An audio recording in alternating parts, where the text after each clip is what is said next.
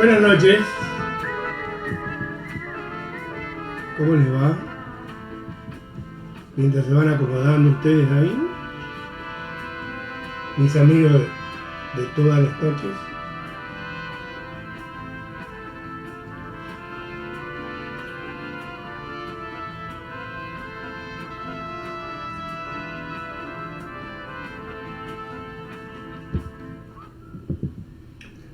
Primero que nada tengo que agradecer a la cantidad de gente que pasa por este vivo.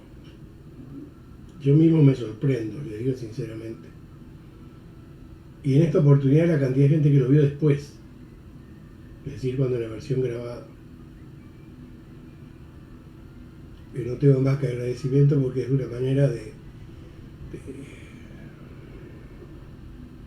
pasar esto bien, ¿no? De pasarlo bien con ustedes. Buenas noches, Robert. Vamos ahí, Santana do Livramento. Poco a poco los voy conociendo a todos, ¿se han dado cuenta? Eso que están viendo ahí es Miami de noche. De día no, porque ya estamos en la noche. Aunque todavía en el horizonte se ven las últimas luces del atardecer. Bueno, estamos en los días más largos del año acá.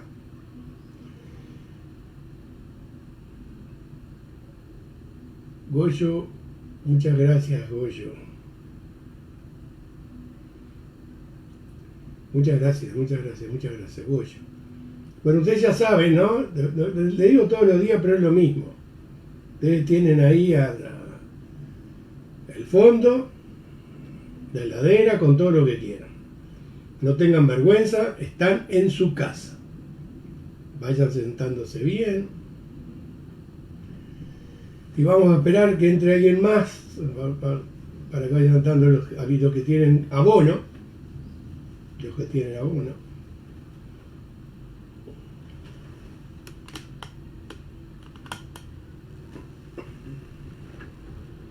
Vamos a hacer esto.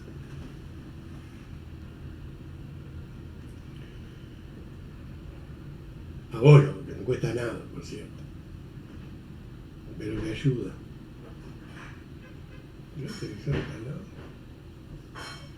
Dale las corporaciones que tengo acá. Vamos a hacer lo que me dice Daniel Lerena del otro lado, que todavía no he compartido.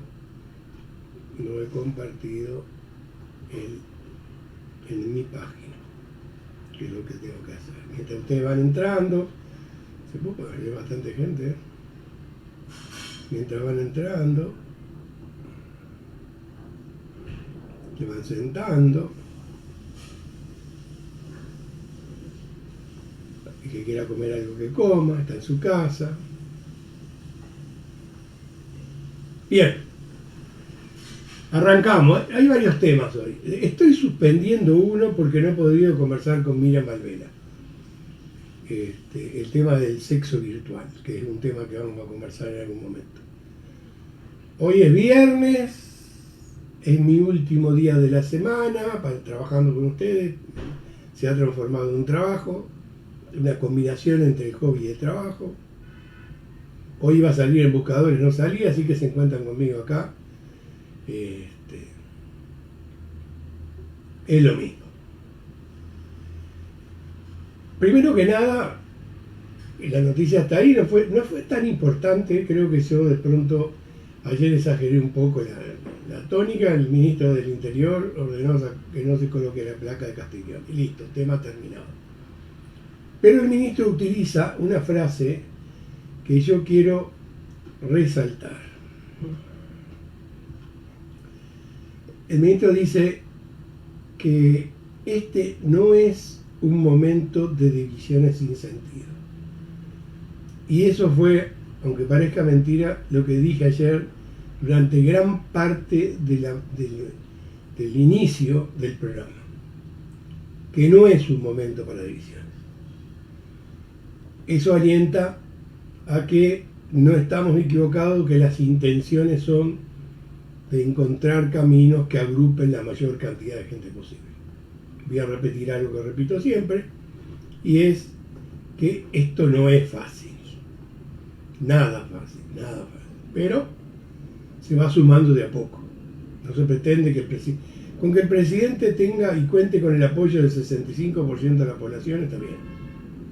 Es una buena cifra. Un poco más es mucho mejor. Un poco menos, mientras esté sobre el 50, se puede tolerar como bueno. Lo que hizo el ministro ayer era más o menos lo que nosotros marcábamos como una deficiencia.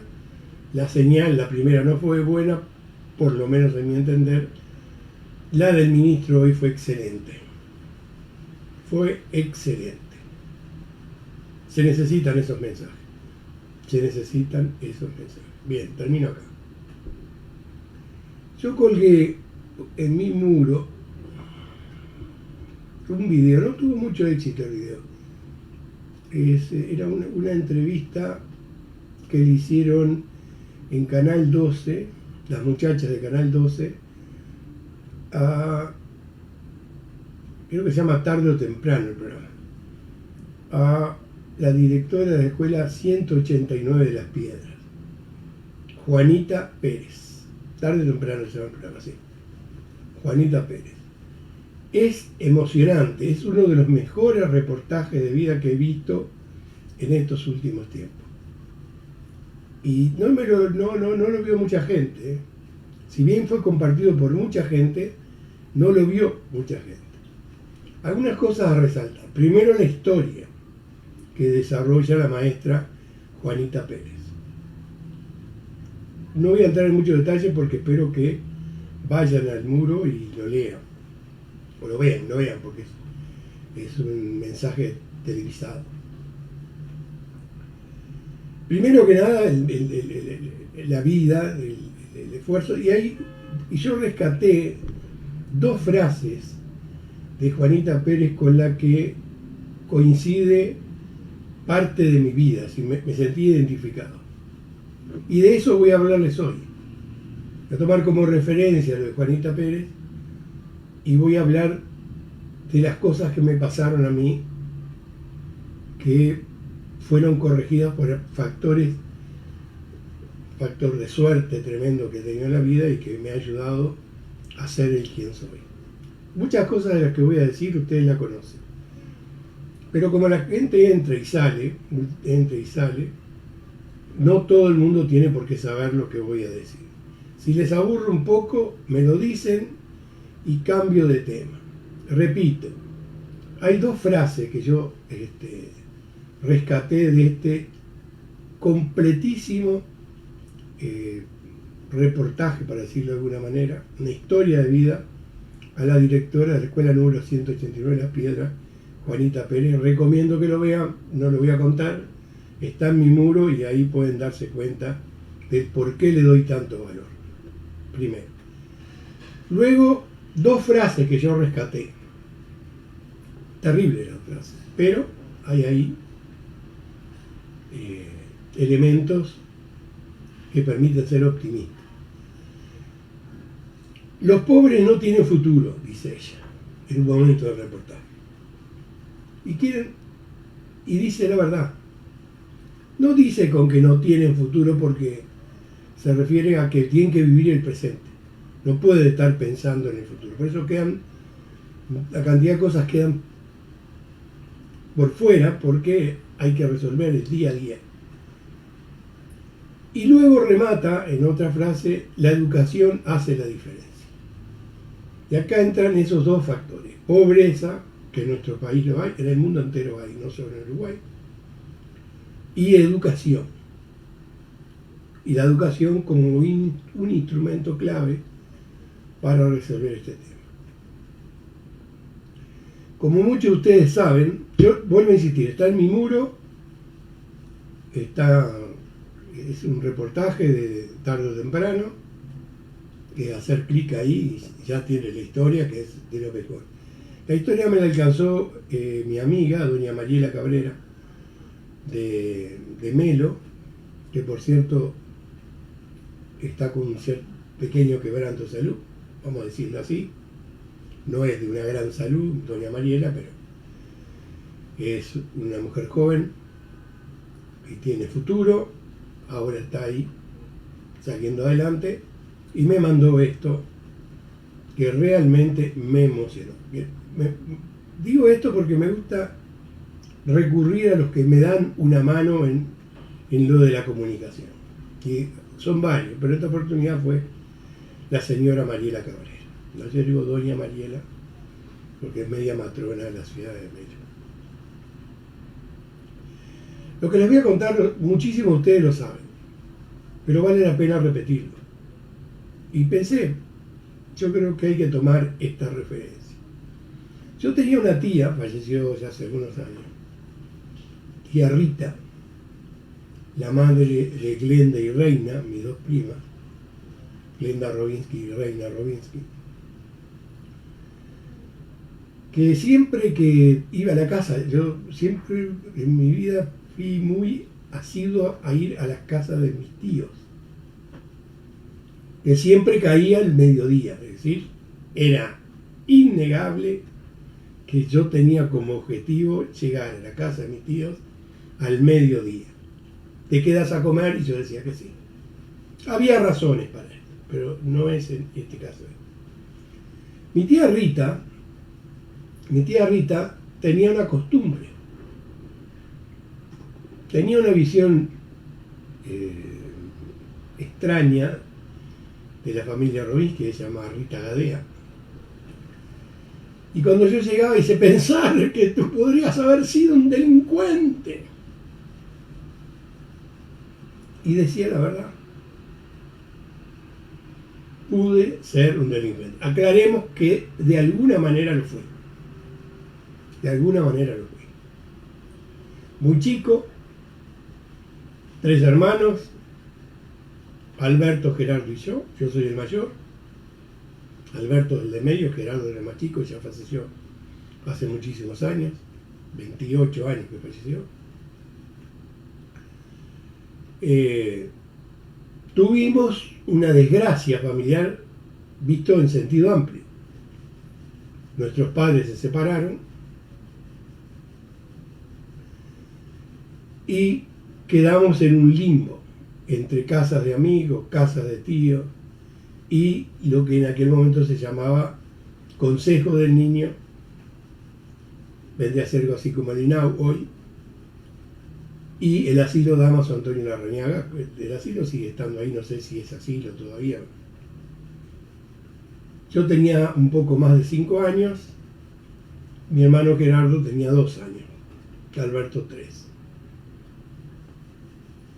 Quedamos desperdigados, porque no siempre estuvimos juntos, por las edades. Yo era mayor que los otros dos iban a lugares prácticamente, he visto, yo que soy abuelo de 5 nietos, 3 de ellos pequeñitos, me doy cuenta que el mundo no existe.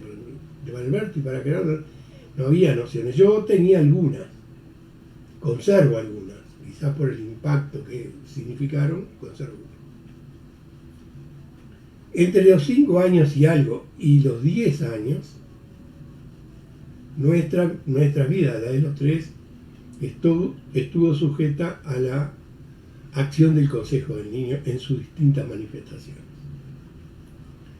Algunas cosas buenas y otras cosas malas. La mayoría malas, porque todos mis recuerdos, o la mayoría de mis recuerdos, no son buenos.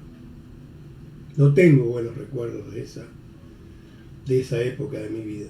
Pese a que no hay muchos, lo aclaremos por la edad. Cuando mi padre logró la patria potestad y nos llevó a Rocha, por eso siempre digo, en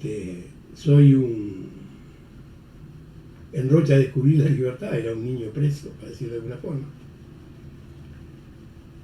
Cuando le dieron la patria potestad y fuimos a Rocha, enseguida a La Paloma, y ahí es donde desarrollo lo que me quedaba de la infancia y parte de la adolescencia, en La Paloma, éramos pobres, para decirlo claramente. No hay que tenerle miedo ni vergüenza a esto. Éramos nosotros 3. Mi madrastra, la esposa de mi padre, era una mujer muy joven. Tuvo que cargar con 3 forajidos. El peor de todo era yo. Estoy hablando en serio. y ella tuvo 4 hijos más. En algún momento fuimos 7, en una casa pequeña, algo normal en las familias pobres, para decirlo de alguna manera.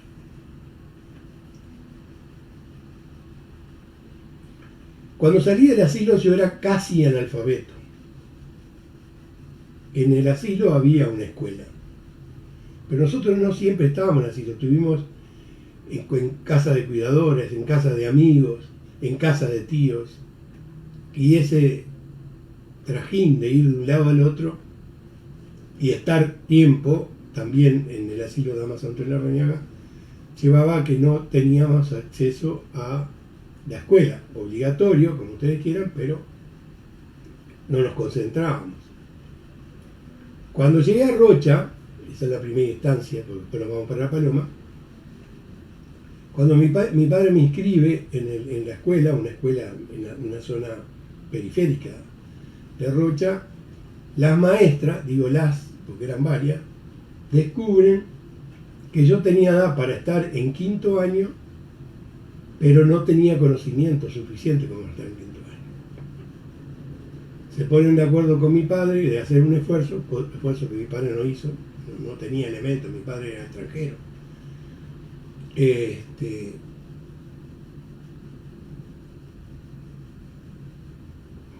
Tanto, no es fácil recordar esas cosas. Él se queda de acuerdo. Bueno, está bien, perfecto. Y hice el 4º año con una tremenda dificultad. Para que ustedes tengan idea, salí promovido a 5º año, no me dejaron repetidor, pero con la nota mínima. A gatas iba agarrándole la onda del conocimiento que no tenía. Pero sí recuerdo el esfuerzo que hicieron 3 de las maestras de esa escuela, que trabajaban conmigo incluso en horarios que no correspondían a la escuela. Fue muy difícil ese 4º año, muy complicado. Lo recuerdo bien, porque fue muy complicado. Yo ni siquiera podía decir que era un buen alumno, no era ningún genio, nada que se parezca. Pero pasé. Y acá es lo que quiero, lo más importante de esta historia, que muchos la conocen, pero la vuelvo a repetir en función de ese reportaje que le hicieron a la maestra de la escuela en Canelones, la directora de la escuela. Cuando termino 4º, antes de terminar 4º, mis padres se van a La Paloma, mi padre y mi madrastra con toda la familia, y estaba terminando el año y las maestras preocupadas hablaron con una inspectora, explicándole que yo iba a retroceder al tener que ir a La Paloma, donde no había una escuela normal, había una escuela rural. Ahora hay liceo en La Paloma, pero en aquel momento no había más que una escuela rural. Había 2 maestras para todos los años. Para la maestra todo el esfuerzo que se hizo hubiera sido inútil y lo iba a pagar caro. Conversan y terminan hablando con una maestra que se preocupó por mi caso, Marina Moreno de Pereira. Para que ustedes se ubiquen, es solo una anécdota lo que voy a decir, la cuñada de Carlos Julio Pereira, casada con Rosalía Pereira. Era la directora de la Escuela Artigas, una de las 2 escuelas más importantes de Rocha, y ella intervino para que yo no hiciera la escuela rural, para que no la hiciera,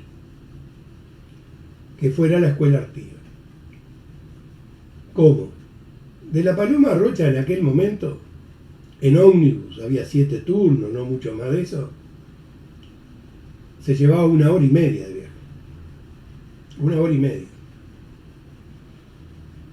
Ella logra que la Honda, que tenía una salida de Rocha que me permitía llegar a clase, asistir a clase en el horario que correspondía, y ella me pagaba el pasaje de vuelta a La Paloma al terminar el día. Fue un esfuerzo gigantesco de ella. Algo que no pude olvidar nunca. Si alguien me dice de todas las personas que te ayudaron, que son muchas, Marina Moreno en un año hizo por mí lo que hacían los maestros en nuestro país. Marina Moreno no era una mujer afectiva, lo recuerdo bien, era más bien dura, de carácter fuerte. Pero se preocupó de que yo no retrocediera. Se preocupó, estuvo encima mía. Me llevaba a la casa. Yo estaba con los hijos, con el hijo de ella, que después fallece muy jovencito, muy niño, y se preocupa de que yo no retroceda. Y lo logró. Fui muy buen alumno en quinto año. ¿Por qué cuento esto? Porque la maestra, a la que yo le estoy haciendo referencia, al reportaje que le hacen, Juanita Pérez, utiliza esa frase que yo les dije a ustedes: la educación hace la diferencia. Y esto es lo que quiero recalcar. Nosotros éramos pobres, por lo tanto no había futuro. En casa no se hablaba de qué íbamos a hacer cuando fuéramos grandes. No se hablaba de eso. Teníamos la menor idea de lo que íbamos a hacer. Lo importante era sobrevivir en ese instante, ese momento. Por eso es que entendí esto. Y ese quinto año me marca para toda la vida, porque por una de esas casualidades, quizás porque tampoco, yo no me creo un genio, pero tampoco era un burro, para ponerlo en línea media. Y me gustaba aprender. Ya se veía que iba a ser periodista, pero nadie imaginó que lo iba a hacer en algún momento.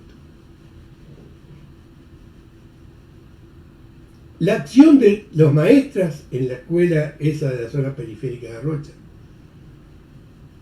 y la acción de Marina Moreno y su entorno familiar, porque fue más que eso, permitieron que yo encontrara un rumbo en la vida. Lo permitieron. Al año siguiente se había hecho un esfuerzo muy grande, ella dijo que yo ya estaba encaminado.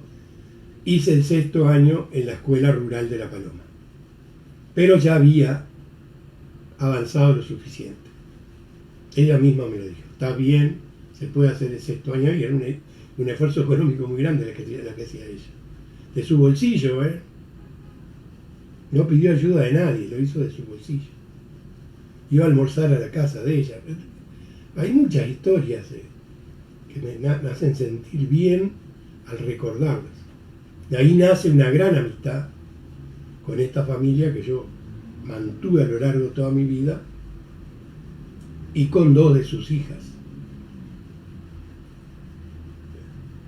Recuerdo que una vez estaba en La Paloma, yo vivía en Montevideo, ya era un hombre de radio. Me encontré con Marinita, porque Marina Pereira Moreno, la hija. Nosotros decíamos Marinita porque era chiquita. Estábamos conversando, y ya estaba con el esposo, que era un funcionario importante del gobierno del Partido Nacional, el presidente de la calle, pero por el Movimiento Nacional de Rocha. Si alguien me va a decir quién era, alguien de Rocha va a decir quién era, el esposo de Marinita. Un día nos encontramos en el Hotel Santa María, en La Paloma, y nos sentamos a conversar, y yo me sentí obligado a decirle a Marina que ellos habían sido muy importantes en mi vida. Para mi sorpresa, Marina me dijo: tú para nosotros también, cosa que me hizo sentir muy bien, que todavía me emociona, ¿no? Porque pensé que era yo el que tenía que agradecer. A veces uno también aporta sin darse cuenta.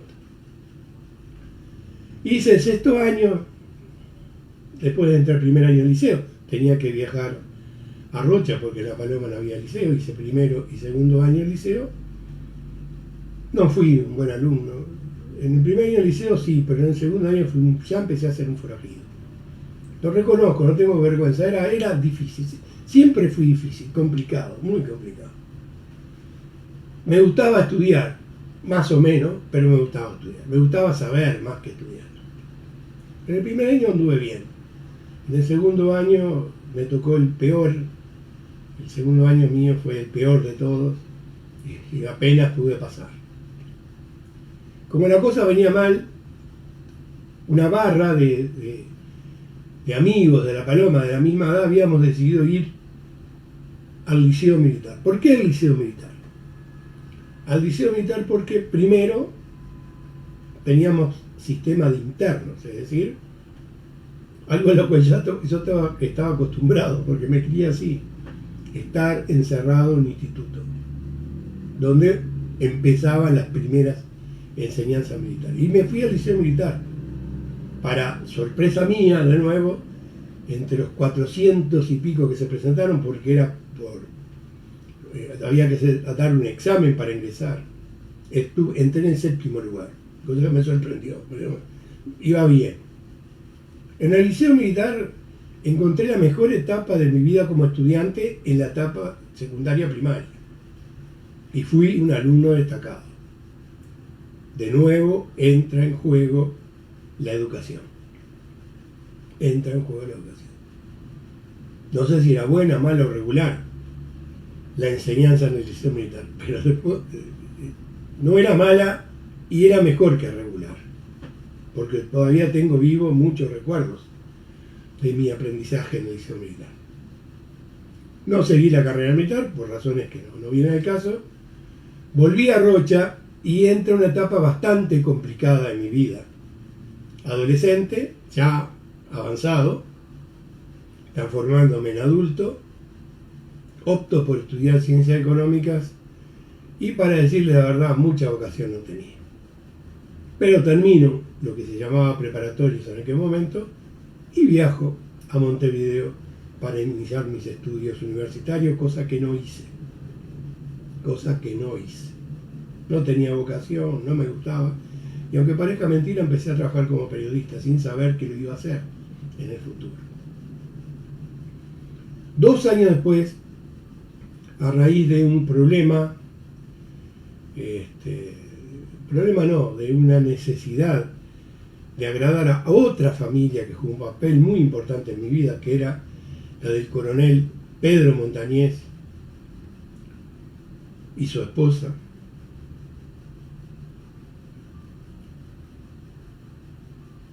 Yo estaba noviado con la hija de ellos, me aceptaron, pero aceptarme a mí era grave la mano. Y me propuse estudiar, porque ¿a dónde iba? Jugando al fútbol, ya me daba cuenta que no iba a ningún lado. En Rocha, y cometo un error grave, muy grave, que me costó caro. Decido estudiar, ingreso a la universidad y a partir de ese momento, salvo algunos intervalos, avanzo la carrera hasta llegar al último año. Me caso, tengo hijos. ¿Qué quiero decirles? Que este individuo que les está hablando aquí desde Miami, que se siente orgulloso de tener un origen muy humilde, pero muy humilde, tiene que agradecer por qué llegó hasta acá. De pronto lo llevamos en la sangre, es decir, a veces cuando veo a mis nietos digo, tienen buena sangre, se van a ser buenas personas, no necesariamente es así, pero cuando mi tía Rita me veía pensar que tú podías haber sido un delincuente, yo sabía que ella decía la verdad. Sobre todo que me conocía bastante bien. Algo de delincuente tuve. Si no, miren mi pasado. ¿Y qué incidió? Incidieron 2 factores que no puedo... En realidad 3. El haber ido a Rocha, pueblo chico. La gente dice pueblo chico, infierno grande, no es así. Pueblo chico, los esfuerzos solidarios de todos es más grande. Los vecinos, la vecindad, que conozca, saber de los demás, preocuparse en conjunto. Rocha, puedo hablar de La Paloma, pero Rocha y La Paloma para mí son una unidad. Rocha era una ciudad avanzada, de gente muy culta, que se preocupaban porque todos encaráramos el camino del progreso. Un progreso que formaba parte de la tradición del Uruguay, no era nada raro. Este era un problema ideológico. La familia Pereira Moreno eran blancos. Rosalío, junto con Carlos Julio, fundaron el Movimiento Nacional de Rocha. Creo, no estoy seguro, que Marina Moreno era colorada. Creo, no estoy seguro. Nunca hablé de política con ella, ni con Rosalío, ni con Carlos Julio. Nunca hablé de política con Julio. Las veces que hablamos de política en general lo entrevistaba, ya era periodista. Pero en aquella época no recuerdo que se hablara de política. No se hablaba de política, salvo elecciones, ese trajín de los periodos electorales del Uruguay, que los vivía intensamente porque era un pueblo chico. Las elecciones de los pueblos es mucho más que lo que es en la ciudad, Montevideo. No era un tema, no era y es un tema ideológico. Yo cuando veo ahora, ya después de haber recorrido la casi totalidad de mi vida, estoy en los descuentos, pero creo que fue de muchos minutos de descuento, pero estoy en los descuentos y no tengo miedo a decirlo, ni me da, está ahí, está presente. A lo largo de mi vida, en una parte de ella, los temas ideológicos para mí eran claves y fundamentales. Yo le escuché a un periodista hoy decir que él se mantenía firme en sus principios, en su concepto, que no había cambiado. Bien. Si hubiera estado enfrente del periodista, un periodista muy conocido del Uruguay, yo le hubiera dicho, puede ser, ¿por qué no?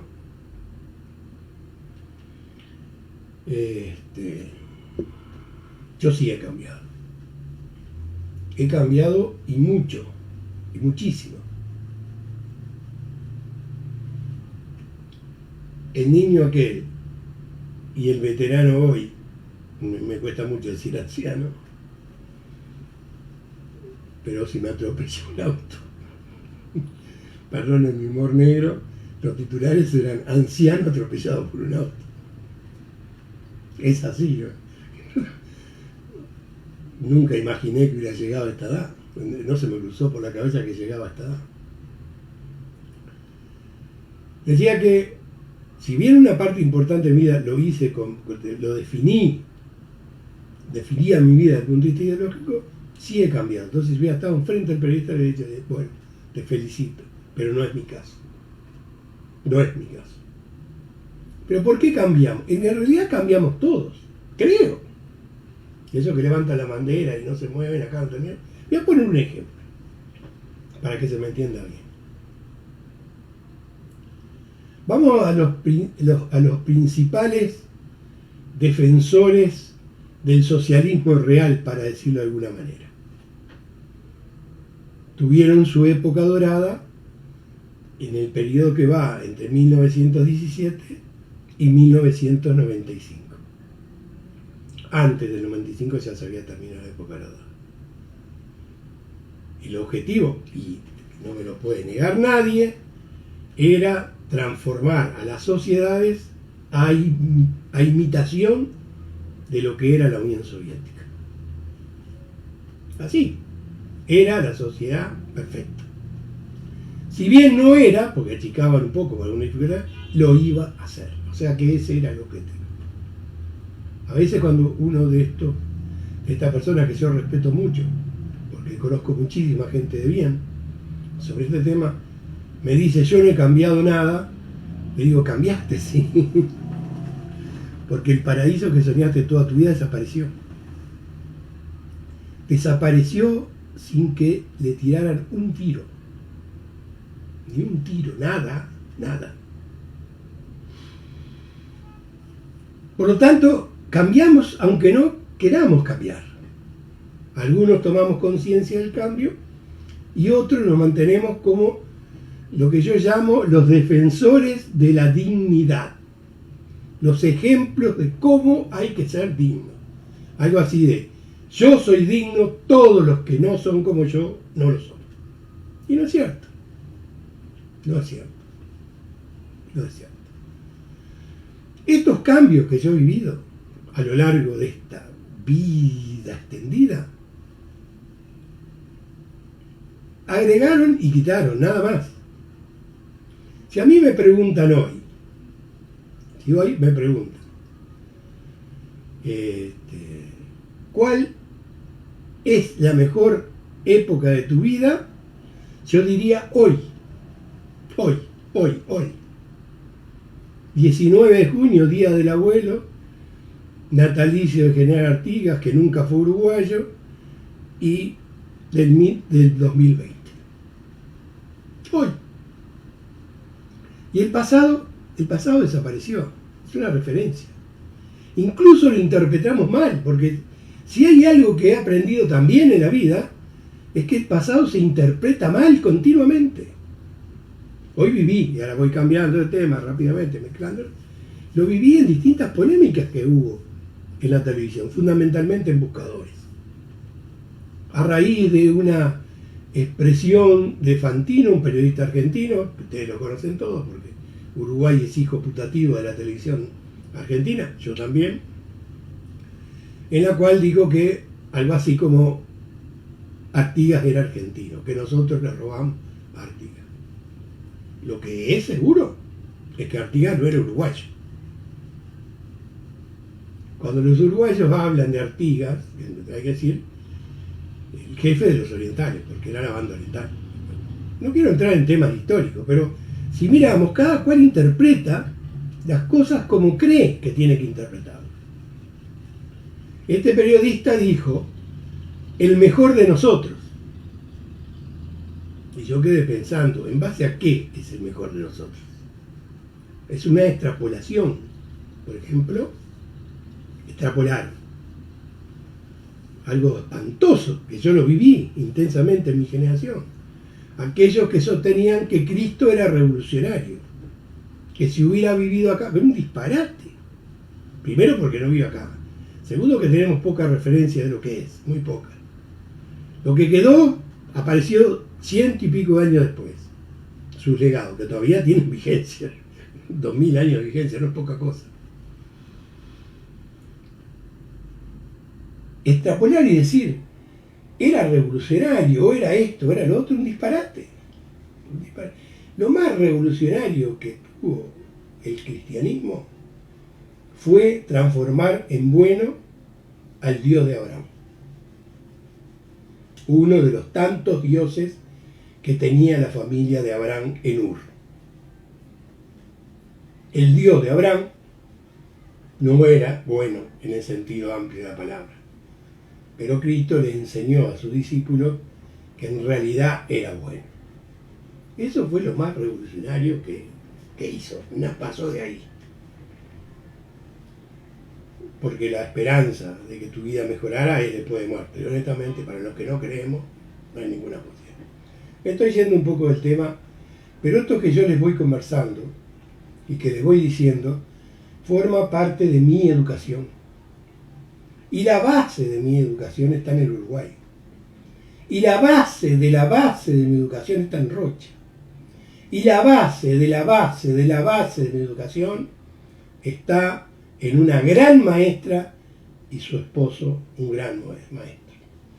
Yo puse, hoy que quería hacer un reconocimiento, hace mucho tiempo que yo quiero, aunque lo he dicho muchas veces, creo que nunca he homenajeado lo suficiente a estas dos personas que permitieron que yo fuera el que les está hablando ahora y ustedes están escuchando con atención. Porque me están escuchando con atención y es así. No es que sea un fenómeno, yo nada por el estilo.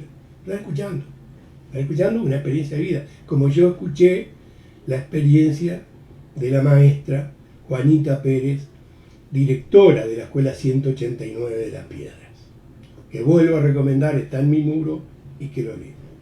Que me llevó a pensar que el programa de hoy pasaba por ahí. Porque no somos los únicos, ella y yo. Hay miles de casos. Cuando los uruguayos nos sentimos orgullosos de lo que somos, la mayoría sabemos perfectamente bien que el Uruguay no empezó en el 2005.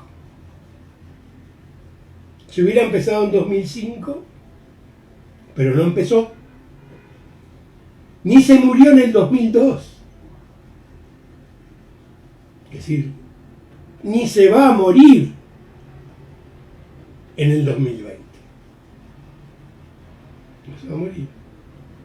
Y cuando nos sentimos orgullosos de lo que somos, yo me siento orgulloso, a dónde llegué, y sé por qué llegué hasta acá, si bien debe haber ayudado mi capacidad para aprender, también ayudó la capacidad que tuvieron los que me guiaron para saber que yo estaba capacitado para aprender. Y lo que me decía mi tía Rita no se llevó nunca a cabo, pese a que tengo un error en el pasado, de lo cual no me siento orgulloso. Pero fue una piedra para cambiar mi vida, porque así fue. Me di cuenta que tenía que cambiarla. Y ahí también incidieron mis profesores del liceo, en especial dos. Pero esa es otra historia. A donde voy es la importancia que tiene la educación. La educación en todas sus formas. En algún momento pensé que la educación no podía ser dirigida por instituciones religiosas. Me parecía que la religión jugaba un papel negativo en la educación. Pasado, hoy en el presente, no lo veo nada grave. En el asilo, debido a algo que se daba, porque estaba regenteado por católicos, por monjas y curas y hermanos, yo qué sé, nos enseñaban religión católica. Recuerdo una vez mi padre, judío, me dijo, agarrándome la mano y quebrado, solo te voy a pedir que no te hagas católico. Ese problema no existió nunca. Y con el tiempo aprendí a ser ateo. Pero ese ateo que creía que la educación era un factor que debía ser encarado por el Estado, libre de la acción religiosa, hoy tengo una visión un poco más amplia del tema. Podemos confiar en la gente. Podemos confiar en la gente. Podemos pensar que si fulano, mengano, sultano cambiaron su forma de ver la vida,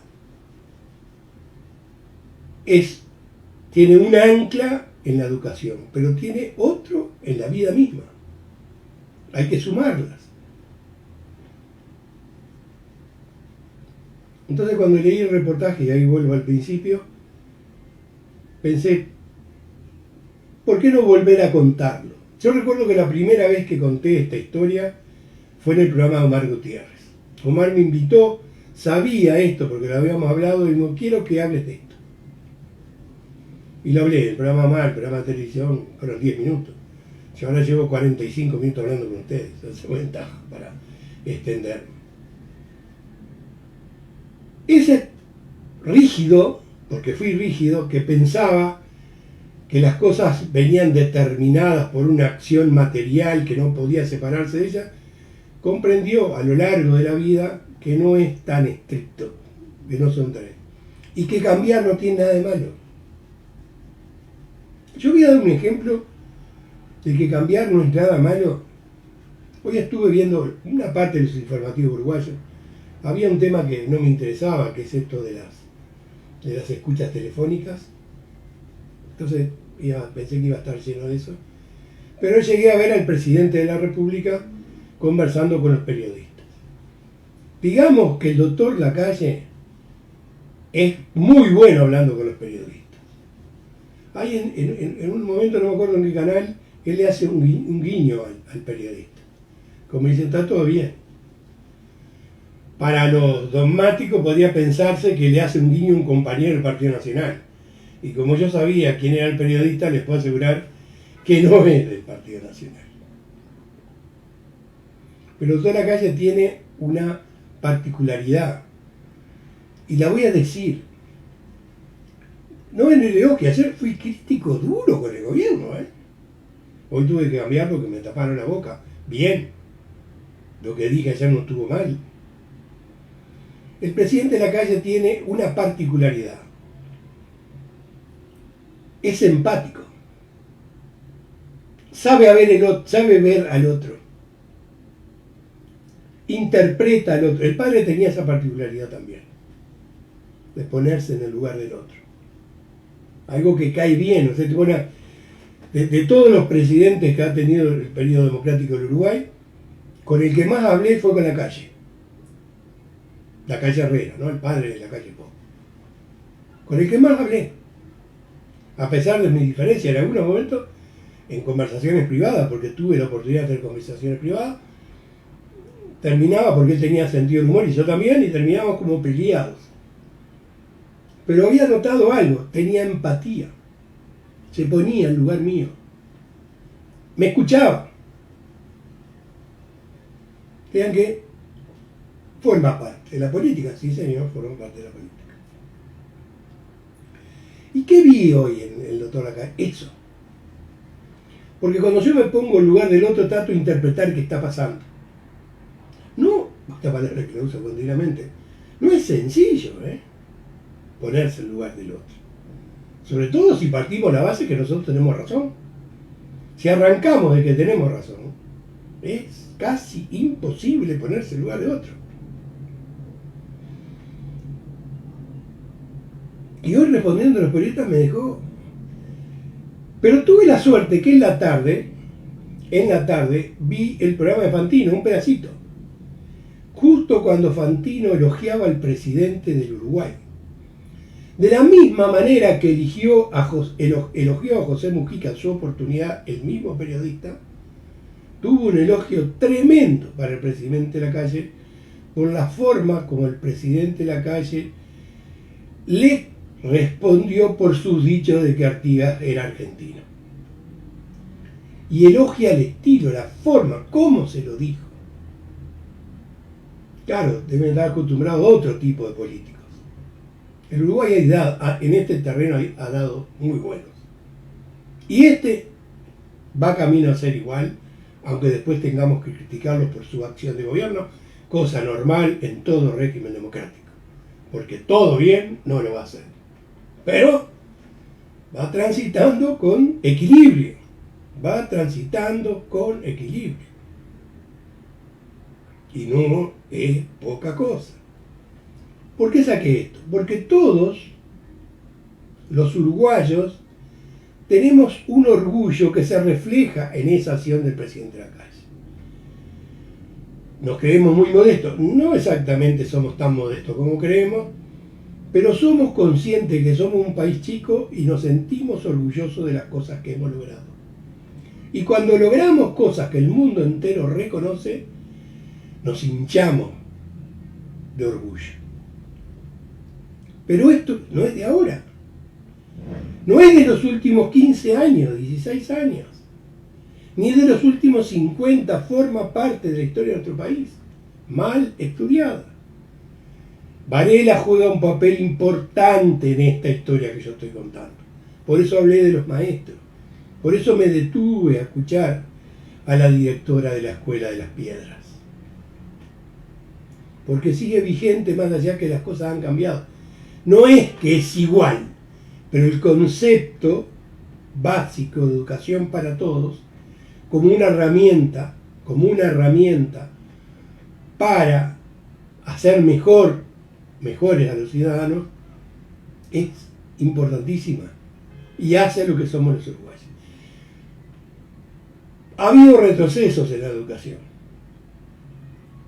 pero somos conscientes, son la mayoría de uruguayos conscientes de esos retrocesos. Es una buena señal.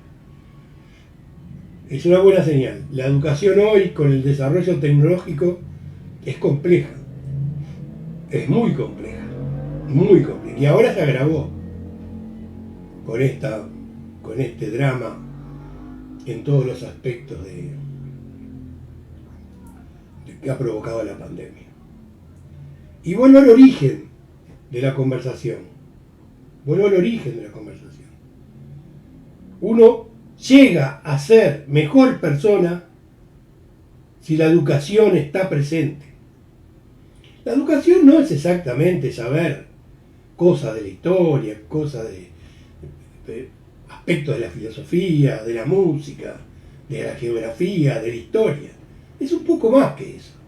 Es una conciencia de la necesidad de poner en duda todo y tratar de encontrar respuestas.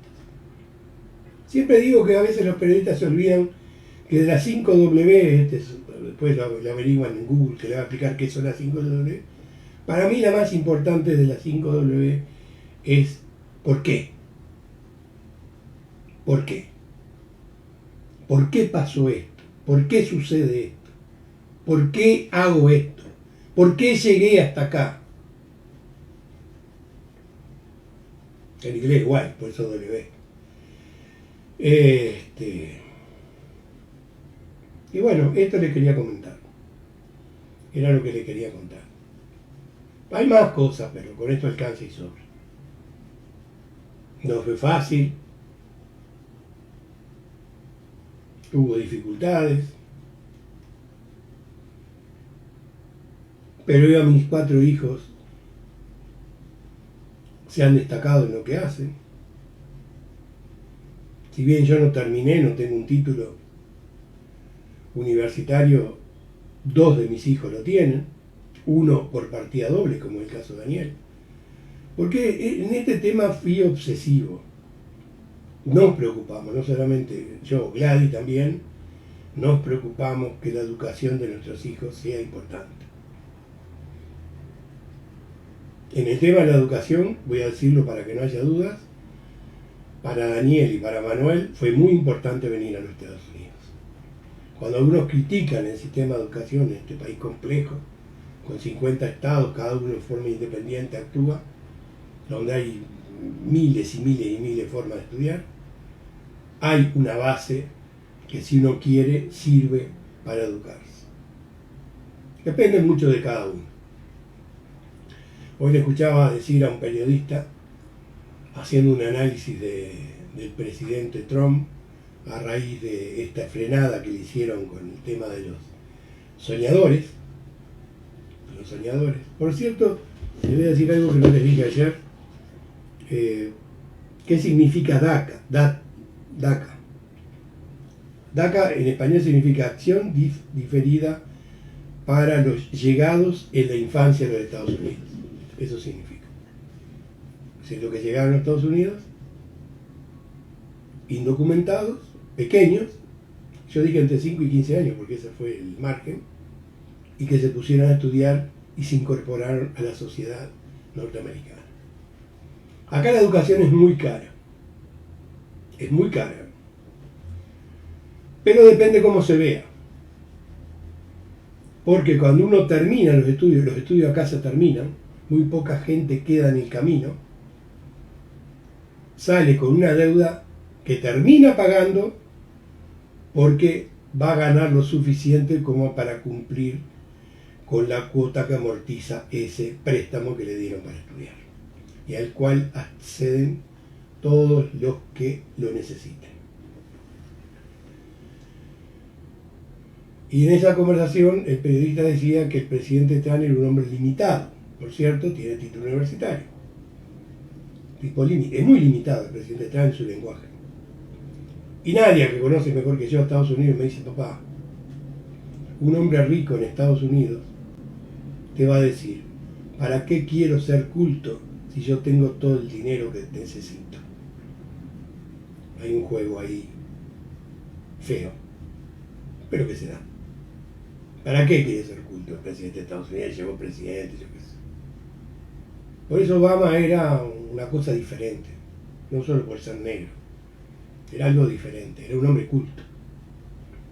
No es poca cosa en un país donde es más importante tener dinero y exitoso en el terreno del dinero que en ser culto. En Uruguay no es así. Claro, es más difícil tener dinero en Uruguay, pero es más fácil ser culto. y ser, dentro de la medida de lo posible, no todos pueden llegar, es así, ayuda a superar etapas que aparentemente solo se podrían resolver desde el punto de vista político. Los hechos demuestran que no, que nada, que la política puede ayudar, pero no necesariamente es la base para que se produzcan los cambios.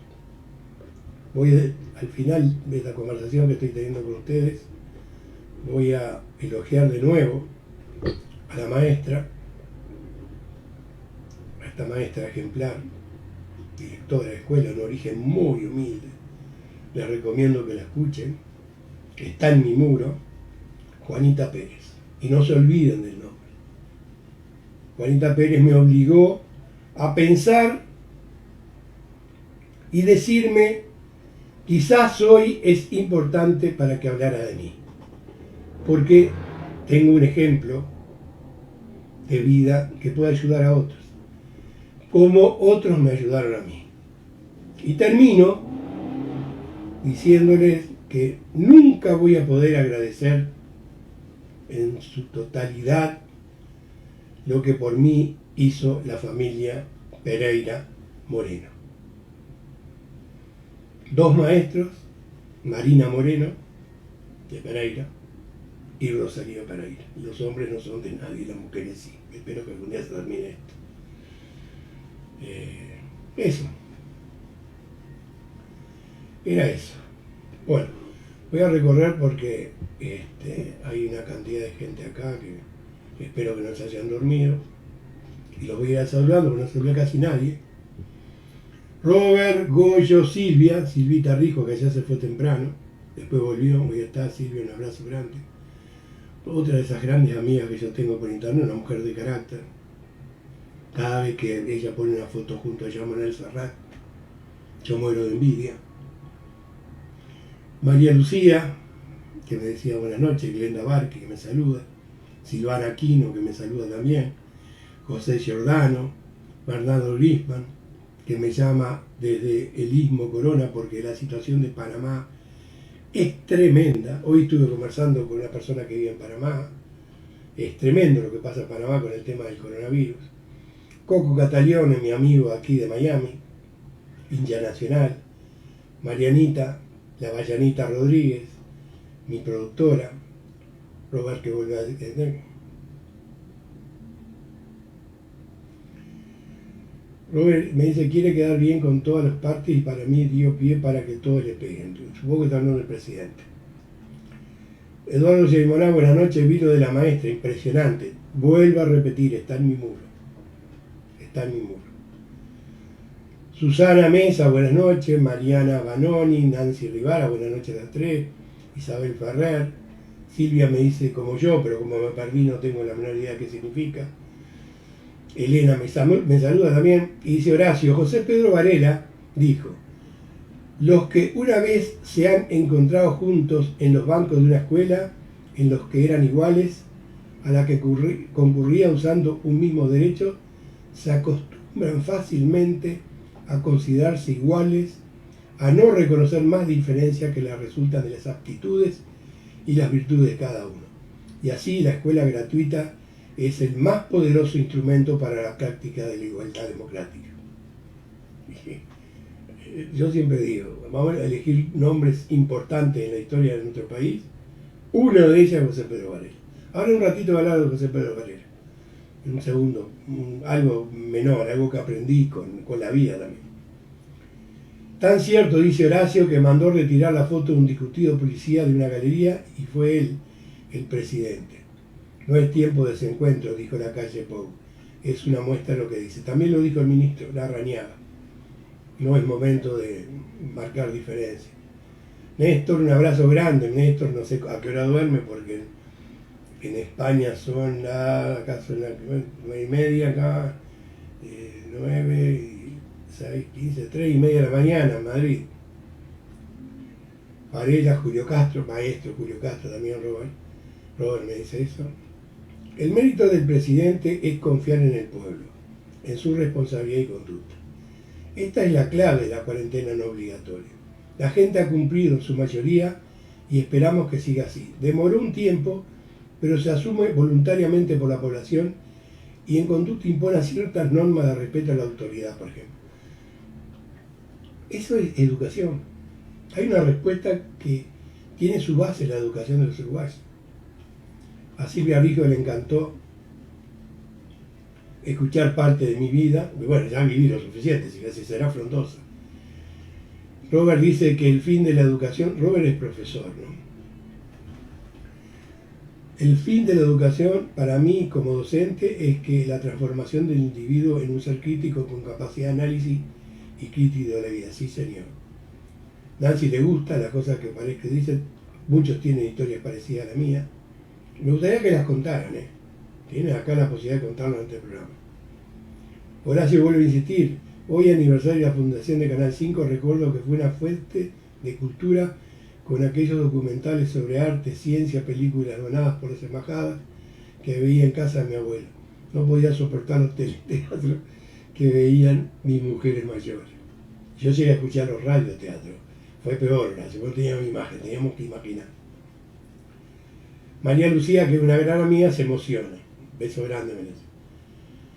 Lola me dice que es un placer escucharme. Muchas gracias. Para mí es un placer que estén ustedes ahí. Empezando por eso. Bien, hoy un detalle histórico. Primero, vamos a hablar un poquito de historia. Yo no soy historiador, pero soy un buen lector de historia. Un buen lector de historia. Hoy en Buscadores, uno de los panelistas es profesor de historia. Hubo un historiador que participó en el programa, los escuché con atención, había muchos puntos que teníamos en común, ellos saben más que yo, pero para la base que tengo podía por lo menos tomar parte. Artigas no fue nunca uruguayo, no tiene nada de malo. Es como si fuera muy importante que Gardel fuera uruguayo, es a la inversa. Y si es uruguayo, ¿qué pasa? Y si no es uruguayo, ¿qué pasa? Artigas no fue uruguayo, ¿cuál es el problema? Lo que es cierto, que los discípulos de Artigas, que construyeron el Uruguay, tomaron referencias de él. Lo que importa acá es que el pensamiento artiguista, en el lugar donde está más desarrollado, es en el Uruguay.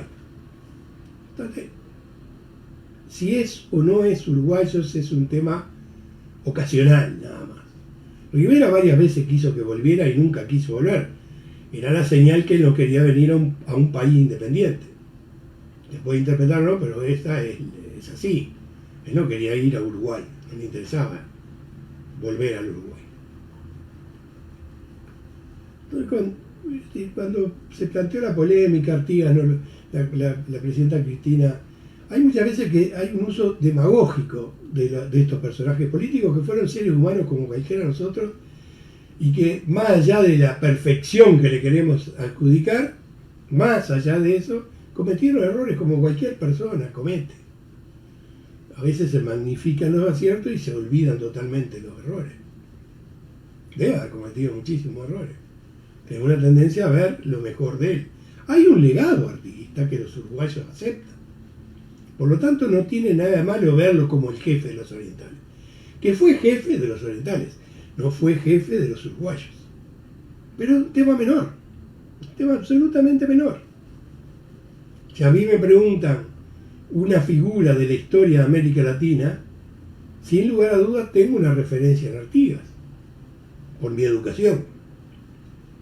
Artigas, porque no se dice, porque a veces está ocultar, era admirador de la revolución norteamericana, americana en aquel momento, norteamericana.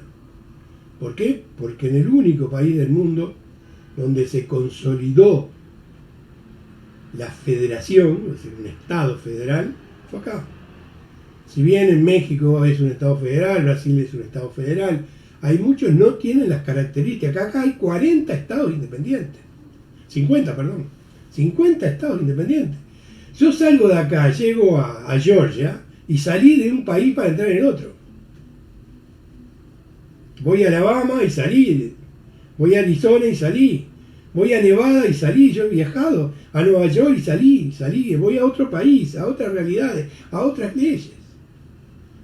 Y estos señores que soñaron con una gran confederación lograron algunos pasos, obtuvieron algo, pero no pasó de ser una muestra, veían el ejemplo y era un ejemplo a seguir. Imagínese usted que lo hubiera podido lograr Latinoamérica. Latinoamérica es un territorio mucho más rico que el de Estados Unidos. Mucho más rico que el de Estados Unidos. Pensemos solo en Sudamérica.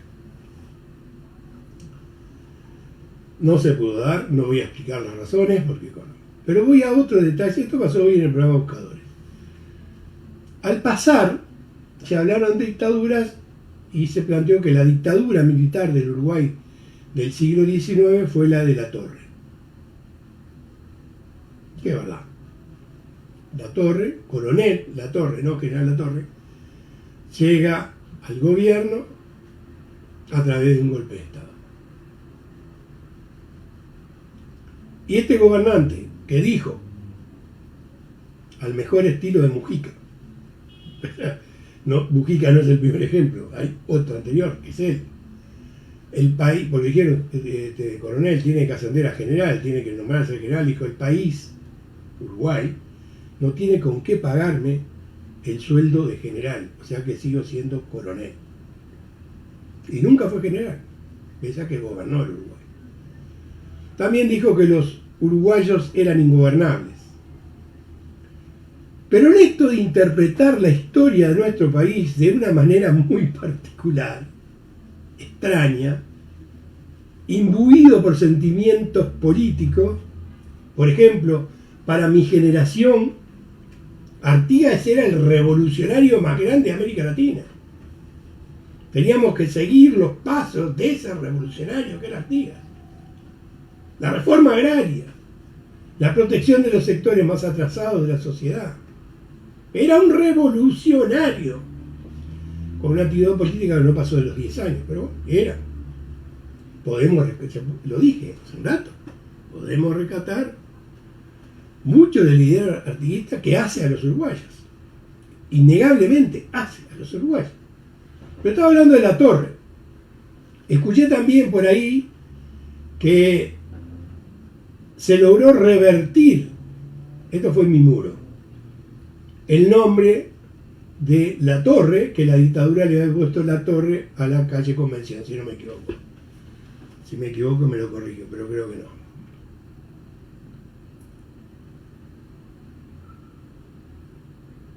Varela, ¿bajo qué gobierno hizo la reforma? En realidad fue el hermano. La inició Varela, pero el hermano termina. Pero los Varela, para decir ser justo. ¿Bajo qué gobierno? ¿Quién le dijo a Varela, haga lo que usted quiera hacer? ¿Quién fue? Yo sé que todos ustedes saben la respuesta, porque la han estudiado. ¿Qué sentido tiene crucificar a Latorre, que fue dictador, sin lugar a dudas? No lo estoy defendiendo, porque soy republicano, demócrata republicano, y que no tuvo militares en sus gabinetes de civiles, y que le dijo a Varela, esa idea que usted tiene, llévela adelante. El mérito fue de Varela, de los Varela, los dos hermanos, pero ¿tuvo o no tuvo algo que ver Latorre? Lo tiro como pregunta. ¿Tuvo o no tuvo que ver?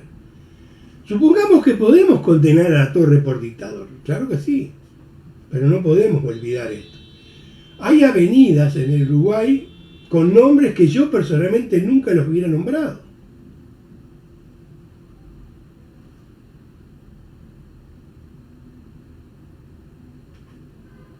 El palacio de la Cancillería se llama Palacio Santos, ¿no?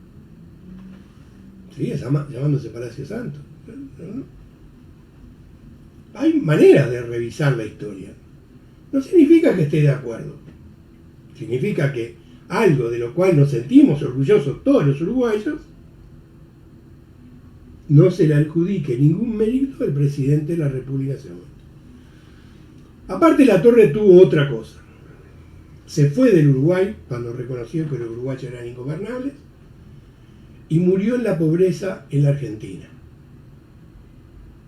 Cuando alguien hace ostentaciones de la riqueza, o tuvimos un presidente que hizo ostentación de la pobreza, que no tuvo nada de malo, también podemos reconocer algo a este dictador extraño que tuvo nuestro país.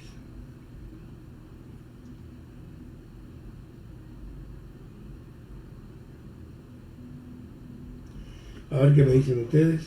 Yo ya estoy terminando. Voy a tratar de la semana que viene que ustedes participen. Los voy a elegir. Lola Fuente, buenas noches. Laura, buenas noches. Laura Elena Calzada.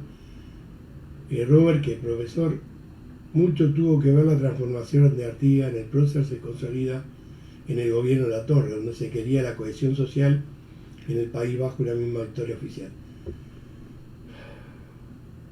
Bueno, me agrega. En realidad, el historiador Pablo Blanco Acevedo juega un papel muy importante en esto. En levantar la figura de Artigas y ponerlo arriba de la mesa a través de su diario. Recomiendo ver la conferencia que dio en Montevideo el doctor René Favarolo sobre Artigas. Gran conocedor de nuestra máxima figura histórica. Está en YouTube.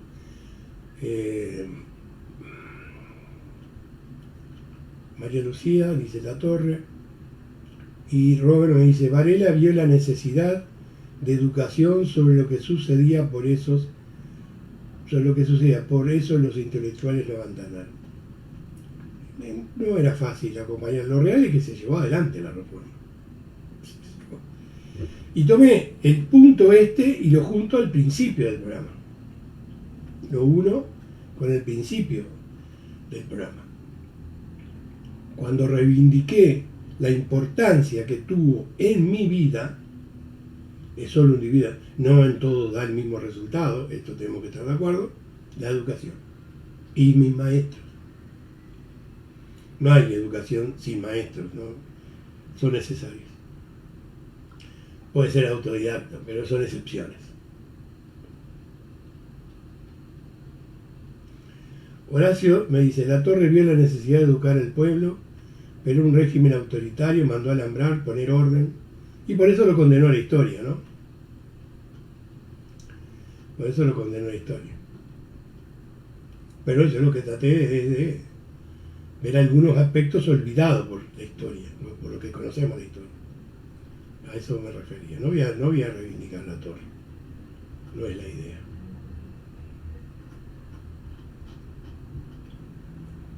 Esto me dan ganas de invitar a Alejandro Jiménez, que él sí es historiador y poder conversar el tema, que sabe mucho. Ya estuvo en mi programa, en este programa ya estuvo Alejandro Jiménez. Bueno, yo estoy terminando, ¿no? Puedo hablar más, pero es viernes, estoy un poco cansado. Ya hablamos de mucho. Creo que hablamos de mucho, ¿no? Sospecho. A ver si alguien dice algo más, si no termino acá. ¿Eh? Y me dice, no, ya se fueron muchos, ¿eh? Ya queda muy poca gente. Así que ya es momento de irse. Ya es momento de irse. Bueno, espero que lo hayan pasado bien, ¿no?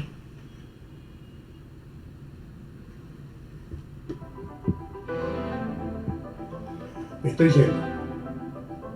Me reencuentro con ustedes el próximo lunes, o sea, sábado, domingo, no estoy. Había pensado en invitar a Soledad Platero Puch, pero Soledad a esta hora está cerrando en el diario, es secretaria de redacción de La Diaria. Era una buena oportunidad de hablar con una gran periodista uruguaya, pero no puede, con suerte un domingo. Capaz que por ella hago un programa un domingo porque sería interesante escucharla. Una persona, es una mujer de autoridad, fuerte, con criterio, muy formada, excelente periodista. Goyo Vidal me dice, como en tu caso el mío era ser hijo de un capataz de estancia. El estudio hizo que la escalera de ascenso social de mis hijos sea realidad. A mí, yo tuve la suerte que en mi caso se haya dado, ¿no? O sea que yo fui un orgullo para mi padre. Susana Bentancur, nos encontramos el lunes. Para Horacio, Uruguay había sido un país deshecho en guerras de bandera, la guerra grande, mucha carnicería atrás. Sí, dicen que el capitalismo nació con la torre, ¿no? Por eso los anticapitalistas ven en la torre un monstruo. Era un dictador, no me voy a defender, que se defienda solo. Robert, las expertas en este tema son Ana Fraga y Ana Ribeiro. Hasta el lunes, Nancy, Isabel, buen fin de semana para todos. Feliz Día del Padre donde se festeja, aquí en Canadá. Isabel, acá no se festeja nada de eso. Pero Uruguay es el Día del Abuelo. Gracias por haberme deseado feliz Día del Uruguay. Susana, estaba en el programa Legítima Defensa. Soledad, sí, Soledad sí participa en Legítima Defensa. María Lucía Guardián, buen fin de semana. Nos encontramos el lunes. ¿Algo más? ¿Me quedó algo pendiente? Creo que no. Nos encontramos mañana. No, mañana no, Jorge. El lunes. Ana Ribeiro, una gran comunicadora de historia, hoy viceministra. No, me sonaba. Muchachos, nos encontramos mañana, el lunes. Sigo equivocándome, ¿eh? ¿Por qué será? Nos encontramos el lunes. Un gran abrazo. Que pasen bien.